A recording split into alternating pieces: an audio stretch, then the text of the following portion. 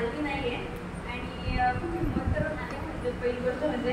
आणि सगळ्यात आधी मी सगळ्या म्हणजे सुनील सरांना, राजेश सरांना, विनोद सरांना, कौशल सरांना आणि अमित सरांना थँक्यू बोलेन की ते इथे आले. आणि सॉरी तुमचं नाव विसरली, पण सांगायचं झालं तर खूप छान वाटलं सरांचा लेक्चर अटेंड करून.